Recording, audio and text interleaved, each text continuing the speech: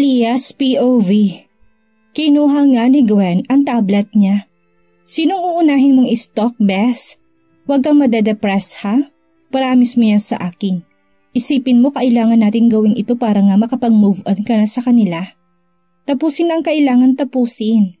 Kaya nga, nang mahanap ko talagang gumawa nito sa akin at sa anak ko. Kailangan ko din ng justice at yun ang maging masaya ko. Ganun nga, Bes. Unahin na natin ang Ate Rebecca mo. Taraan! Sa Instagram nga ni Rebecca, nagbago si Ate Rebecca mula sa isang pangkaraniwang babae at doktor na ngayon ay, pinasok na talaga ni Ate Rebecca ang pag-aartista. Saka ako natawa, bagay sa kanya. Huwag niyang ginagawa sa tunay na buhay ang pag-arte niya. Epic fail kaagad ang unang project niyan, kung hindi pang pamilyang Venabista ang nanindigan sa production at financing. Walang-wala siya. Saka ang may-ari ng kumpanya ang tatay naman niya. Siyempre supportive at tinatakpan ng kanyang mga magulang ang hindi magandang feedback sa kanya. Sana pati ang ugali ni Ate Rebecca nagbago din. Mahina kong sinabi. Hanggang sa makita namin ng isang toddler sa post niya at kasama ni Ate Rebecca. Ngunit inalis naman kaagad ito ni Gwen. Pinigilan ko ang kamay ni Gwen, ngumiti ako sa kanya. Ayos lang, kaya binalik niya ito sa may larawan kung saan si Ate Rebecca kasama nga ang anak niya. Tinitigan ko ng maigi ang bata. Talaga bang anak ni Vladimir? Kasi hindi may tatanggi sa itsura nito. Nakuha ng batang mga mata, ilong, labi at hulma ng mukha kay Vladimir. Anak talaga nila yan, Bessie. Malungkot na sinabi ni Gwen. Napatango na lamang ako. Sa katunayan kung walang nangyari sa akin, ang baby ko, kasing gulang ng baby na nakikita ko ngayon. At simula ng mga nakngayang Ate Rebecca mo, tinuring na hiyasang baby ng pamilyang Venabista at Doralte. Nakakadurog man ang puso ko na makita at marinig yun, pero parang wala na nga akong kalaban-laban. Panalo na nga talaga si Ate Rebecca. Kakambal ko ata ang kamalasan bago ako manganak noon. Iniisip ko sino kaya sanang kamukha ngayon ng baby ko. Ako o ang gwapo niyang daddy. Sus, lalong lumaki ang ulo na ipokritang Rebecca na ito. Ang yabang ng mga post niya. Halos gumagamit naman ng filter. Pinapakita nga ni Ate Rebecca ang lahat ng kayamanan na maaaring ibigay ng pamilyang Venabista at Doralte sa kanya. Mamahaling mga collection at branded na mga bags, sapatos, damit, alahas at mangilan-ngilan na mga kotse niya. Saka may ilang larawan na kasama niya ang mag-asawang Venabista at muli ko ngang naramdaman ng kirot sa aking dibdib nang makita ko si Madam Rosa. Masaya ito dahil siguro nahanap na nila ang tunay nilang anak. Ang yabang na talaga, pero Bessie maganda ka pa rin sa kanya kahit ano pang gawin niyang pagpaparitoke. Ang ganda mo, yan ang tunay na beauty. Gusto mo pa bang makita ang kayabangan niya? Napatango ako. Pero sa likuran ng lahat na nakikita ko, ang akala ko na hindi ko natatamaan ang puso ko. Ngayon basag na basag pa rin ay nagbubugbog sa sakit kahit larawan lang ng mga ito ang nakikita ko. Hindi ako makapaniwala na sa likod ng mga ginawa ni Ate Rebecca, ganito pa rin siyang pinagpala at sinuswerte. Habang ako, walang-wala sa kanyang kaswertihan. Ayan na, tapos ng kahambugan ni Rebecca Venabista. Ang pangalan na napakaganda, hindi man lang bumagay sa pangalan ng pamilyang Venabista. Napatayo ako na kaagad niyang tinalikod ko kay Gwen.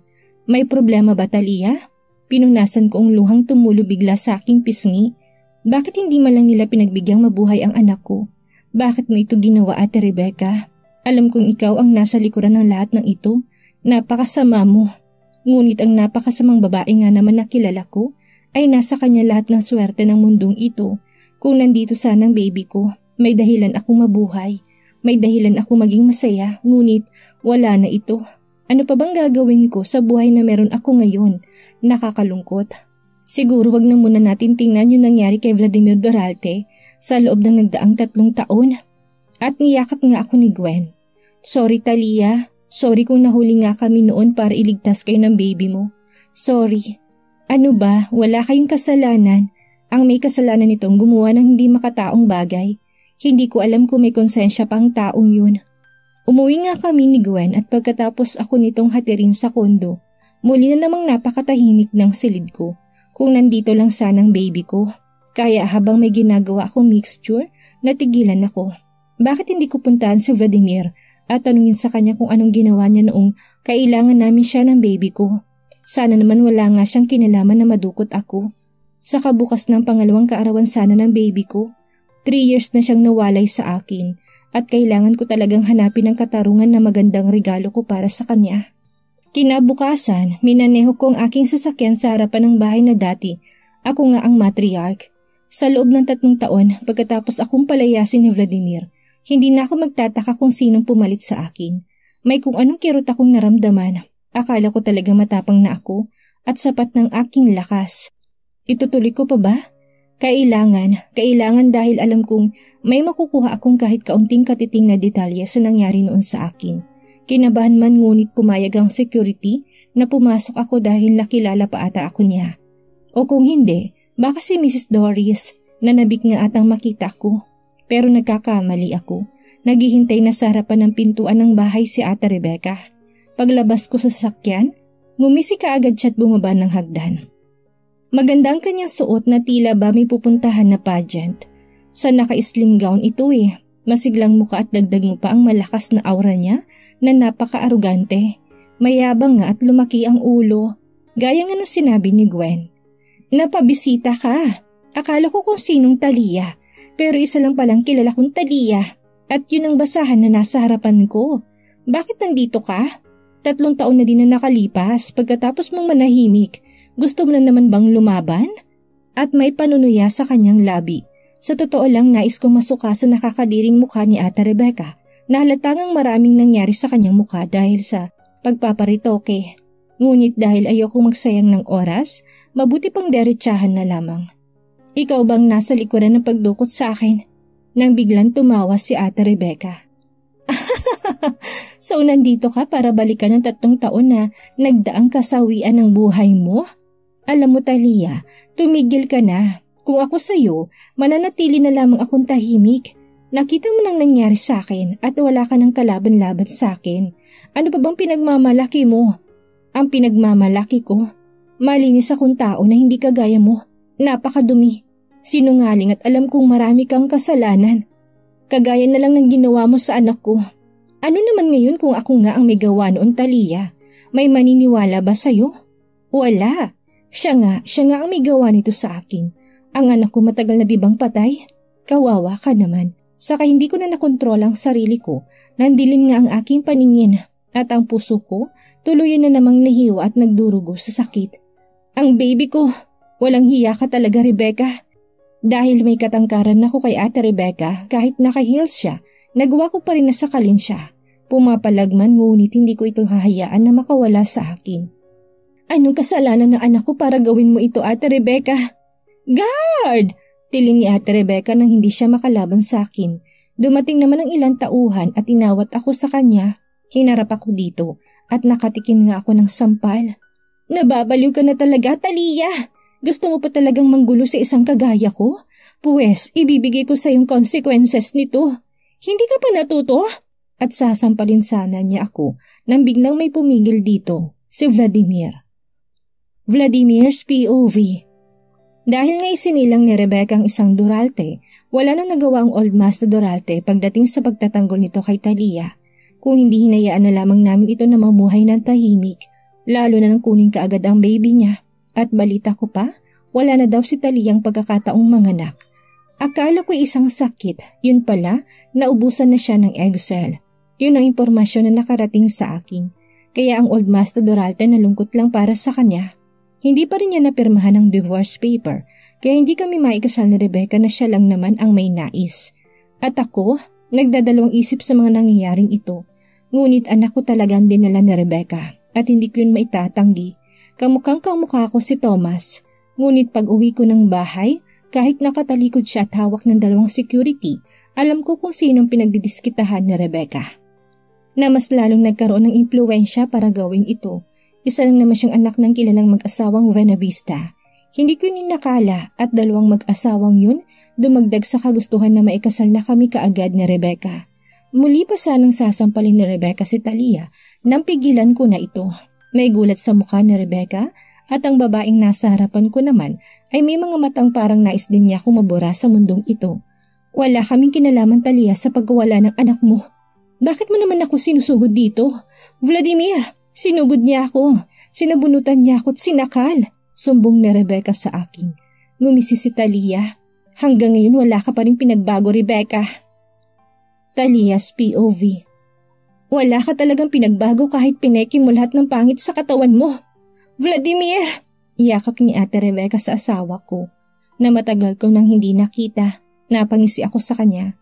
Hanggang ngayon hindi ka pa rin magising sa katotohanan. Ang anak natin pinatay ng ipokritang yan. Nalalo akong pinigilan ng security. Bilang tugon ngumisi si Vladimir. Anak, kailan ako nagkaanak sa'yo, Talia? Nitong 3 taon, hindi ko akalain na may lakas ka pang magpakita sa amin. Sa sinabi ni Vladimir, ang bawat salita na nanggaling sa kanya ay para bang naging asin upang ibudbud nito sa sariwang sugat na akala ko naghilom na. Nagkakamali pala ako. Vladimir, please. Si Ate Rebecca nang hindi pa ako makapagsalita. Natatakot ako sa kanya, Vladimir. Masaya akong sinalubong siya pero heto, sasaktan niya ako. Natatakot ako para sa ating anak na baka saktan niya ulit. May gawin siyang masama. Ayoko nang ilagay na naman niya sa kapahamakan ng anak natin. Hindi ako papayag na mangyari yun. Talia, baling niya sa akin, umalis ka na. Sabi mo na lang sa akin kung magkano ang kailangan mo at ibibigay ko talaga. Kahit magkano, basta tumahimik ka lang. At sumandal si Rebecca sa dibdib ni Vladimir habang umiiyak na para bang napaka-inosente sa mundong ito. Best actress talaga. Halata naman na nais niyang galitin si Vladimir dahil sa akin. Yan ba talagang pinunta mo dito, Talia? Ang guluhin kami ni Rebecca? Guluhin ng kabit mo? Sa pagkakaalam ko, hindi mo pa rin siya asawa at nananatili ang titulo niyang trying hard na kabit. Hindi ba, Rebecca? Kahit kating-kati ka na magpakasal, hindi pa rin ako official na hinihiwalay ng asawa ko. Ikaw! Duro sa akin ni Ate Rebecca. Lalabas na atang sungay niya na nais ko ding makita ni Vladimir pero pinigilan niya ang sarili. Iniisip lang namin ang mararamdaman mo. Kung ayos ka na at kaya mo nang pirma ng divorce paper, mangyayari na yan. Pero sa nakikita ko ngayon sa iyo, Talia, hindi ka pa handa. Bilang kapatid mo nga at hindi naman tayo magkadugo, iniisip pa rin talaga kita. Saka bumaling kay Vladimir. Tara na, Vladimir, naghihintay na sa atin ang mami at daddy. Lalo na si Thomas, para ipagdiwang ang 2nd birthday niya. Napabuntong hininga si Vladimir. Umuwi ka na, Talia. Huwag mo na sanang hintayin na kaladkarin ka pa ng mga tauhan palabas ng tarangkahan. Umuwi ka na. Talia's POV. Si Vladimir tumalikod na may awa sa kanyang muka habang si Ate Rebecca napangisi sa akin at nanuya ang muka niya. Hawak ang kamay ni Rebecca, umalis nga ang dalawa sa harapan ko. Lalapitan na sana ako ng mga tauhan ni Vladimir nang aalis ako. Hindi niyo na yung kailangan gawin sa akin. Umalis nga ako dahil tumatawag na din ang assistant ko. Meron ng meeting na kailangan akong puntahan ngunit hindi pa rin maalis sa isipan kung tungkol sa kaarawan sana ng baby ko. Pagkatapos ng maghapon na makipag-usap sa mga stockholder at napirmahan ko ng kailangan kong pirmahan, kaagad akong dumiretso sa parking lot. Pumunta sa butik at sa may pambatang section, kumuha ako ng isang set ng damit na parang ganito na nga siya kalaki. May nakita akong family outfit pero nag-iisa lang ako. Walang baby, walang daddy. Napabuntong hininga na lamang ako. Sa mundong ito, ako lang atang hindi talaga masyadong pinagpala. Dumaan din ako sa isang cake shop at pinili ko nga yung maliit na strawberry cake. Pink cake para sa baby ko na hindi man lang nagkaroon ng pagkakataon na makakain nito. Alam ko magugustuhan ng baby ko ito. Sa isang flower shop na pinuntahan ko, habang namimili ako ng isang bouquet, may nakita ko sa pang-giveaways nila. Isang maliit na corona, kung nagkataon bang buhay ang baby ko, kagaya ko ba? Dadaanan din niyang pagiging isang beauty queen?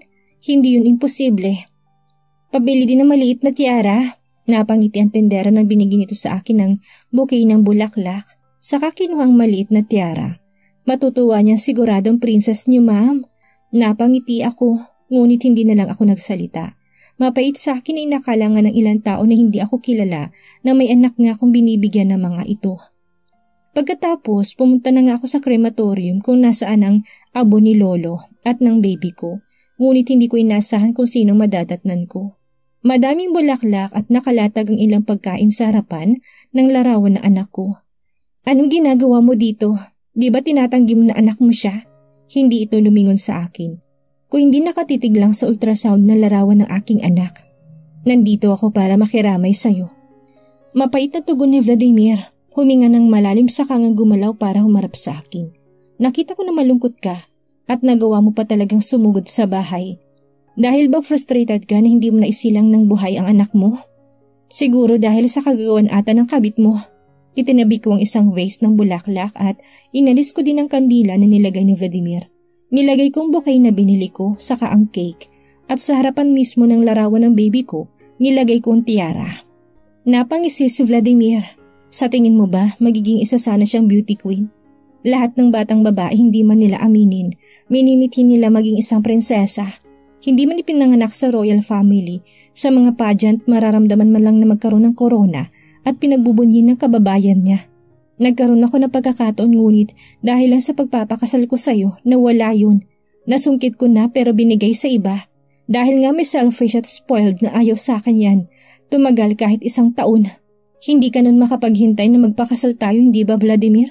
At hindi ko ito nilingon kung hindi sinindahan kong aking dalang kandila. Hindi ka kilala ng baby ko kaya mabuti pang umalis ka na. Pagtatabuyan ko sa kanya. Alam mo Talia, nangyari yun sa'yo dahil hindi karapat-dapat ang batang yang isilang mo. Umalis ka na at uulitin ko kagagawan ito ng kabit mo. Hayop siya't napakawalang hiya. Kung meron kang ebidensya, tutulungan pa kita Talia na ipakulong siya. Meron ba? Kung sabihin kong nanggaling mismo sa bibig niya, maniniwala ka ba? Humarap ako. Hindi. Kaya umalis ka na. Talia naman. Talia naman, bakit ka ba ganito sa amin? At may sumulpot si Rebecca. Kaya naningkit ang mga mata ko, napangisi ako. Ano to Ate Rebecca? Pati sa harapan ng batang pinatay mo, wala ka talagang hiya at pumunta ka pa dito. Talia, kapatid kita. At yung batang yan pamangkin ko. Saka bakit ako na naman ang pinagbibintangan mo? Ako na nga nagyaya kay Vladimir na pumunta dito. Dinadamayan ka nga namin. Binibigyan namin ng oras ang araw na ito para pumunta dito kahit nga kaarawan ng anak namin. Talia naman, hindi ba talaga mawawala ang galit mo sa akin? Alam mo Ate Rebecca, sa una hindi naman ako sa'yo galit. Pero kaninang umaga nang inamin mo na ikaw ang nasa likuran kung bakit ako nakidnap at ginawa ito sa aking anak. Hanggang kamatayan ang galit ko sa'yo. Kung hindi kikilos ang karma para sa akin, ako ang gagawa. Maghintay ka lang. Talia, at dali-daling lumapit kay Vladimir. Hindi gusto ni Talia na makita tayo dito. Umuwi na tayo. Pasensya na little angel kung ayaw ng mami mo na damayan namin siya. Pamangkin pa rin kita kaya kung may oras akong pupuntahan kita dito. Sinong may sabi? Talia naman. Pangako hindi kami dito pupunta kung alam namin nandito ka. Hindi, magsilayas kayo ngayon din. Sipa ko sa bulaklak na dinala nila. Alis! Tara na Vladimir! Ngunit nag-iwan si Rebecca ng hindi magandang pagbibintang na hindi ko naman magagawa. Nakikita ko sa iyo Talia na may balak kang masama sa anak ko at sana hindi ako magkamali sa iniisip ko. Mother's instinct na tinatawag nila. Kapag ginawa mo yan, mas hindi kita mapapatawad. Hindi lang ako kung hindi ng buong pamilyang Buenavista at idagdag mo pang pamilya ni Vladimir. Di ba Vladimir? Subukan mo lang Talia. Rebecca, hindi mo ko kagaya. Pinapatulan ng maliit. Wala akong kinalaman sa pagkamatay ng anak mo't dinukot ka. Biglang lumabas ang sungay ni Rebecca. Anong sinabi ko Rebecca? Pumapatol ka lang sa maliliit. Sige na't baka tuluyan ng magising sa katotohanan sa Vladimir sa lumalabas sa bibig mo. Sumusobra ka na Talia. Ngumisi lang ako sa kanya at umalis na nga silang nagpapadabog sa inis si Rebecca. Nang makaalis sila, tuluyan kong naramdaman ng katahimikan na napakalungkot. Lumaki nga ang tiyan ko't dinala ko ang baby ko ng ilang buwan sa sinapupunan ko. Ngunit hindi ko man lang ito nagawang yakapin. Sorry baby, sorry kung nangyari ito sa'yo. Hindi magandang idea kung iiyak ka sa harapan ng baby mo Talia. At paglingon ko, nakangiting lumapit sa akin si Kuya Simon at may dala rin siyang para sa baby ko. Ang baby mo hindi nakatikim ng pagmamalupit ng mundong ito. Happy birthday pamangkin, siguradong maganda ka rin kagaya ng mami mo. Na kahit nga natuloy ang pagtulo ng luha ko sa aking pisngi napangiti pa rin ako. Thank you Kuya Simon, thank you, pumunta yung dalawa dito. Nadaanan ko sila. Oo nga, nagulat ako kung anong ginagawa nila dito. Gusto mo ilipat na lang natin sila sa ibang mausoleum? Napangiti ako. Salamat pero sa ngayon dito na muna sila. Wala na din naman silang gagawin sa patay diba? Wala na. Pilit ko na maging masaya para sa baby ko, ngunit hindi ko nagawa. Kumain kami sa labas ni Kuya hanggang sa nilabang ito sa harapan kong alak. Sus, Kuya Simon, may appointment pa tayo bukas. Nice makipagsosyo sa atin ng isang mayaman na fashionista. Misteryosa at mismo bukas ko siya makikilala sa personal. Wish me luck at kailangan ko na sigurong umuwi. Papunta pa naman dito si Gwen. Sayang, kayo na lang na dalawa.